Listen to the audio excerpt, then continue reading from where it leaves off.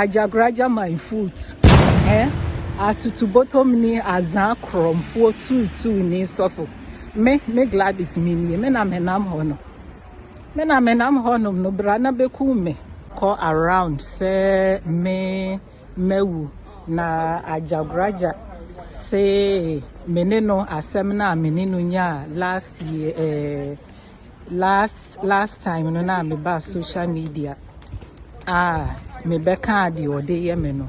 Odwan bi blogger bi a ote ekrom ha say Germany man no so say ono no Ajagurajah ekun me na mewu na me nso me hu sa news no na me pesa me be chire mu ema mo say ni wuye na meti ase sani America say German kromu na me gina me wo kromu a me kase ntina me pese me ma madofufuo nyina ehu se kobna no wonye nyame na afa nsuso me no ontimi nkume because me nye no bone ono na waye me bone enti de obeye bia no ebekọ ono ankasa ni generation for so na me kobna enye obia na uyi yaye ono ma na uko bush na ukunkum krofo no enye obia na obetimi akum no minu misunsum den pa mimi moja no a mixing you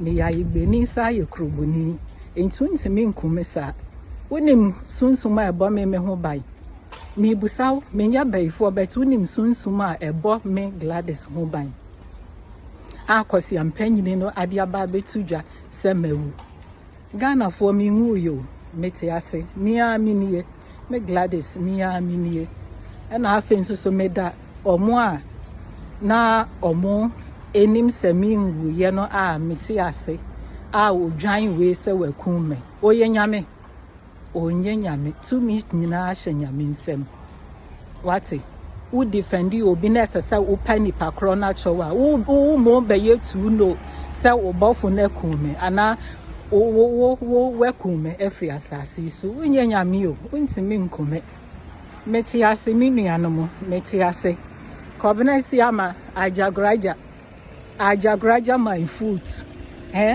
Atutu bottom ni azan krom for two ni sofo. Me Gladys mini me na menam hono.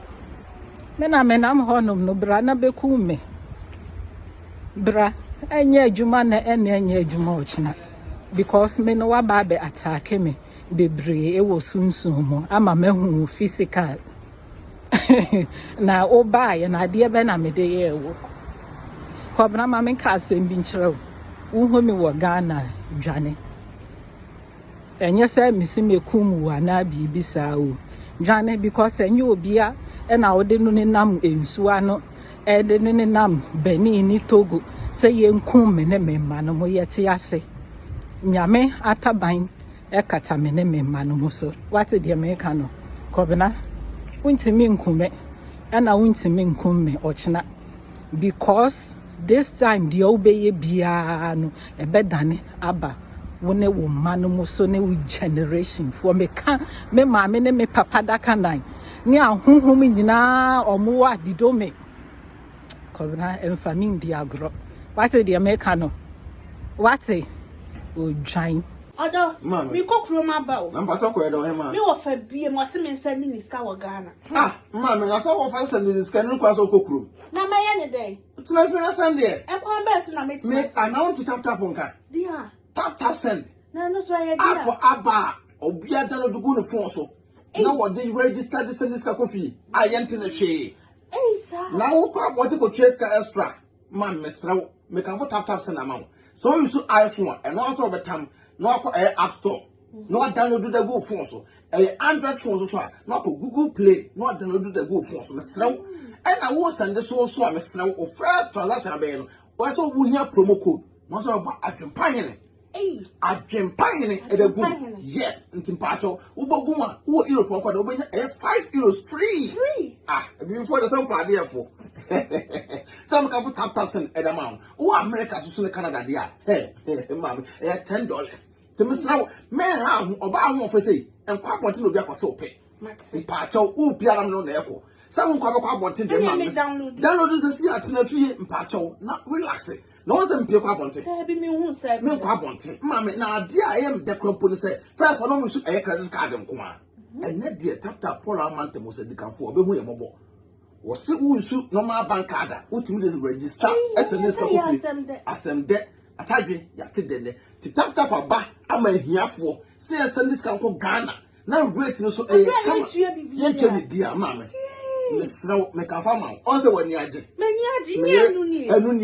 made all your bad power and attempt to Miss Row promo code the book in the whole yam. I know 5 free. I know more Canada as soon as US is almost $10. Oh, say all day. I am a daddy for the only open. I ain't a tap here, come on. Hey, tap send Abusia, red to Mohene. Adwenepahene otwa supre kwabra fo wa ye kwa bibrim han bafo otwa burumu odi putupurie buraburu ma mansan wo fufuo tumti